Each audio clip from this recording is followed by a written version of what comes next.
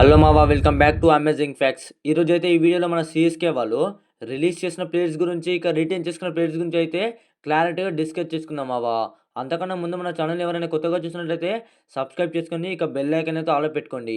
ఇక లేట్ ఎందుకు వీడియోలోకి అయితే వెళ్ళిపోదాం. సిఎస్కే వాళ్ళు రిటైన్ చేసుకున్న players MS Dhoni, Ruturaj Gaikwad, Sanjay Samson, trade, Akash Kamboj, Ayush Mhatre, Shivam Dube, Dewald Brevis, Nathan Ellis, Noor Ahmad, Jamie Overton, Gurjapneet Singh, Mukesh Choudhary, Ramakrishna Ghosh, Shreyas Gopal, Khaleel Ahmed, Urvil Patel. ఈ ప్లేయర్స్ అయితే రిటర్న్ చేసుకుంది మన సిఎస్కే మేనేజ్మెంట్. మరి వీళ్ళైతే భారీ పర్సమౌంట్తో యాక్షన్ రంగంలోకి అయితే దిగబోతున్నారు. 43 కోట్లు అంటే మామూలు ఏం కాదు మావా. మనల దగ్గర ఇంత పర్సమౌంట్ ఉంది కాబట్టి మొత్తం వీళ్ళైతే బ్యాటర్స్ పైన టార్గెట్ చేయాలి. ఈసారి అయితే మొత్తం బ్యాటర్స్ని రిలీజ్ చేశారు. అందుకే మనల్ని మొత్తం యాక్షన్లో బ్యాటర్స్ పైన టార్గెట్ చేయాలి మావా. ఇక ఓపెనర్ అయితే కావాలి, మిడిల్ ఆర్డర్, ఫినిషర్ అయితే కావాలి మన సిఎస్కే టీంకి. మరి ఎవరిని టార్గెట్ చేస్తుందో చూడాలి. ఒకవేళ రసూల్ కనుక వస్తే సిఎస్కే టీంకి అద్భుతంగా ఉంటుంది.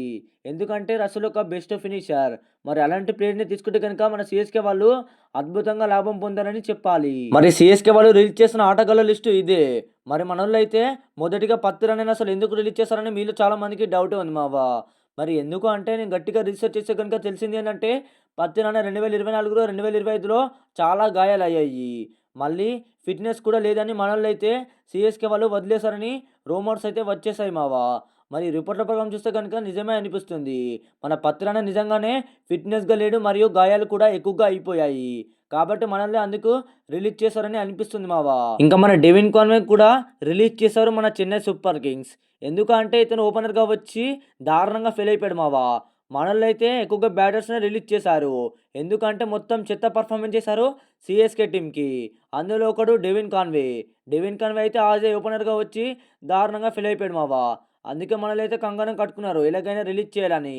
ఇక రచిన్ రవీంద్ర విషయానికి వస్తే కనుక అసలు రచిన్ రవీంద్రని ఎందుకు రిలీజ్ చేస్తారో నాకైతే అర్థం కావట్లేదు మావా. రచిన్ రవీంద్ర ఎలాంటి విధ్వంసం చేస్తాడో మన అందరికీ తెలిసింది. మరి అలాంటి రచిన్ రవీంద్ర కూడా రిలీజ్ చేశారు. ఎందుకు అంటే మంచి మంచి బ్యాటర్స్పై అయితే టార్గెట్ చేద్దామని అనుకుంది మన సిఎస్కే మేనేజ్మెంట్. మరి అందుకే వాళ్ళైతే భారీ పర్సమౌంట్తో యాక్షన్ రంగంలోకి అయితే దిగబోతున్నారు. ఇక దీపక్ కూడా రిలీజ్ చేశారు మావా. దీపక్ కూడా అయితే దారుణంగా ఫెయిల్ అయిపోయాడు. వచ్చినప్పుడల్లా డక్అవుట్లు అయ్యి వెళ్ళిపోయేవాడు దీపక్ కూడా. ఇక విజయ్ శంకర్ విషయానికి వస్తే కనుక విజయ్ శంకర్ కూడా దారుణంగా ఫెయిల్ అయిపోయాడు మావా. విజయ్ శంకర్ గుజరాత్ టీంలో అద్భుతంగా పర్ఫార్మెన్స్ చేశాడు. కాకపోతే మన సిఎస్కే టీంకి వచ్చాక దారుణంగా ఫెయిల్ అయిపోయాడు. ఇక సిద్ధార్థ్ కూడా మన సిఎస్కే టీం నుంచి రిలీజ్ అయిపోయాడు. ఇతనైతే తన కెరీర్లో 932 పరుగులు చేసి అద్భుతమైన పర్ఫార్మెన్స్ చేశాడు. హైయెస్ట్ స్కోర్ ఏమో 106 పరుగులు చేశాడు మావా. మరి ఇలాంటి ప్లేయర్ని ఎందుకు రిలీజ్ చేస్తారో మనలో అయితే నాకైతే అర్థం కాలేదు. ఇక కమలేష్ నగర్కోట విషయానికి వస్తే కనుక కమలేష్ నగర్కోటని కూడా రిలీజ్ చేశారు. మరి ఇలాంటి ప్లేయర్స్ అందరినీ రిలీజ్ చేసి మంచిగా టార్గెట్ చేద్దామని అనుకుంటుంది యాక్షన్లో. ఇక రాహుల్ త్రిపాఠిని కూడా రిలీజ్ చేశారు మావా. రాహుల్ త్రిపాఠిని అయితే పర్ఫార్మెన్స్ చేయడు కాబట్టి రిలీజ్ చేసేశారు. మరి ఇతనైతే అలాంటి పర్ఫార్మెన్స్ చేస్తారు కాబట్టి ఖచ్చితంగా రిలీజ్ చేస్తుంది ఏ టీం అయినా. ఇక మన సిఎస్కే వాళ్ళు అయితే కంకణం కట్టుకొని కూర్చున్నారు.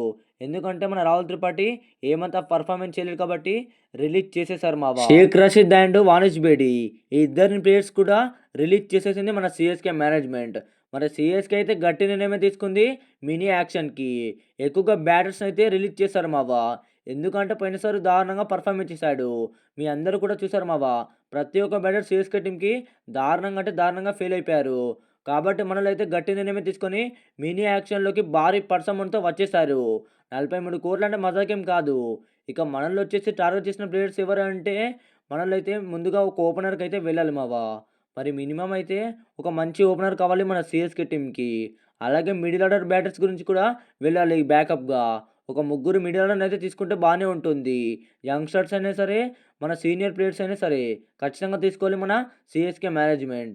ఇక ఫినిషర్ని కూడా తీసుకోవాలి మావా. అలాగే మన ఖలీల్ అహ్మద్ అయితే అద్భుతంగా ఫామ్లో ఉన్నాడు కాబట్టి తనకైతే ఇంకో పేస్ బౌలర్ యాడ్ కావాలి. ఎందుకంటే బ్యాకప్గా ఉంటాడు. ఒకవేళ ఖలీల్ అహ్మద్కి ఏదైనా ఇంజూరీ అయినా కాబట్టి ఆ ప్లేయర్ అయితే ఇంకా అద్భుతంగా పర్ఫార్మెన్స్ చేయగలడు ఖలీల్ అహ్మద్ ప్లేస్లో. మరి మన సిఎస్కే వాళ్ళు అయితే గట్టి నిర్ణయమే తీసుకున్నారు. 2026కి అయితే గట్టిగా రాగబోతుంది మన సిఎస్కే మేనేజ్మెంట్. ఇక మనల్లో ప్లేయర్స్ విషయానికి వస్తే కనుక సంజు శాంసన్ కూడా ఆడైపోయాడు. అతను ఎలాంటి డిస్ట్రక్టివ్ బ్యాటింగ్ చేస్తాడో మనందరికీ తెలిసింది. మిడిల్ ఆర్డర్లో విధ్వంసమే చేయగలడు. ఓపెనర్గా పంపించినా విధ్వంసం చేయగలడు. వన్ డౌన్లో పంపించినా విధ్వంసమే చేయగలడు మన సంజు శాంసన్. ఇక శివం దుబే ఉన్నాడు కాబట్టి అతనికి కూడా ఒక బ్యాకప్ ప్లేయర్ కావాలి మావా. శివం దుబే అంత అద్భుతంగా ఫామ్ అయితే రానివ్వట్లేదు బ్యాటింగ్లో. శివం దుబే బౌలింగ్ అయితే ఎరగదీస్తున్నాడు మావా. కానీ బ్యాటింగ్ల విషయానికి వస్తే కనుక బ్యాటింగ్లో అయితే అంత అద్భుతమైన ఫామ్‌లో అయితే లేడు. కాబట్టి మన సీఎస్‌కేలో అయితే మిడిల్ ఆర్డర్ బ్యాట్స్‌మెన్స్ కోసం అయితే ఖచ్చితంగా వెళ్ళాలి. మినిమమ్ ఒక ఇద్దరి బ్యాటర్స్‌నైనా పిక్ చేయాలి మన సీఎస్‌కే మేనేజ్‌మెంట్. వాళ్ళ దగ్గర అంత భారీ పర్స్ అమౌంట్ ఉంది కాబట్టి ఖచ్చితంగా తీసుకుంటారు. ఇక బౌలింగ్ లైనప్ కూడా ఒక స్పిన్నర్ అయితే కావాలి. నూర్ అహ్మద్ అయితే అద్భుతమైన ఫామ్‌లో ఉన్నాడు. కాబట్టి ఒక ఇద్దరు ముగ్గురిని స్పిన్నర్స్‌ని అయితే తీసుకోవాలి. ఒక ఇద్దరైనా పర్వాలేదు మావ. ఒక పేస్ బౌలర్ కావాలి. అలాగే మన సీఎస్‌కే టీమ్‌కి ఓపెనర్ కూడా కావాలి. ఇక సీఎస్‌కే టీమ్ అయితే గట్టిగా ఉండబోతుంది. ఒకవేళ రసూల్ ఐడ్ అయితే గనుక ఇంకా అద్భుతంగా ఉంటుందని చెప్పాలి మన సీఎస్‌కే మేనేజ్‌మెంట్‌కి. అలాగే సీఎస్‌కే ప్లేయర్స్ కూడా చాలా ఈజీ అయిపోతుంది మావా. మరి 2025 ఐపీఎల్ అయితే దారుణంగా ఫెయిల్ అయిపోయింది మన సీఎస్‌కే టీమ్. కాబట్టి పర్ఫార్మెన్స్ చేయలేని బ్యాటర్స్ అందరినైతే రిలీజ్ చేసి మంచి పని చేసింది మన సీఎస్‌కే టీమ్. కాబట్టి ఇప్పుడైతే 2026కి చాలా అంటే చాలా స్ట్రాంగ్‌గా రాబోతుంది మావా. మరి ఎలాంటి ప్లేయర్స్‌ని పిక్ చేస్తారో చూడాలి. మరి నేను చెప్పిన ప్లేయర్స్‌ని కనుక పిక్ చేస్తే గనుక అద్భుతంగా ఉంటుంది మన సీఎస్‌కే మేనేజ్‌మెంట్. చాలా అంటే చాలా స్ట్రాంగ్‌గా రాబోతుంది. మరి ఈ టీమ్‌నైతే ఎవ్వరు కూడా ఆపలేరు మావ. ఈ ప్లేయర్స్‌ని ఖచ్చితంగా పిక్ చేస్తే. మరి సీఎస్‌కేపై మీ ఒపీనియన్ ఏందో కింద కామెంట్ చేయండి. అలాగే మన ఛానెల్‌ని ఎవరైనా కొత్తగా వాచ్ చేస్తున్నట్టయితే సబ్స్క్రైబ్ చేసుకొని బెల్ ఐకాన్ అయితే ఆల్‌లో పెట్టుకోండి. ఇలాంటి వీడియోస్‌తోని మీ ముంగట ఉంటాను మావ. మరి నెక్స్ట్ మీకు ఏ టీమ్ పైన వీడియో కావాలో కింద కామెంట్ చేయండి. ఆ టీమ్ పైన నేను తప్పక వీడియో అయితే తీస్తాను. మరి ఇక లేట్ ఎందుకు మన ఛానెల్‌ని వెళ్తూ వెళ్తూ సబ్స్క్రైబ్ అయితే చేసుకోండి. ఇక నెక్స్ట్ వీడియోలో డిస్కస్ చేసుకుందాం ఇంకో టీమ్ పైన.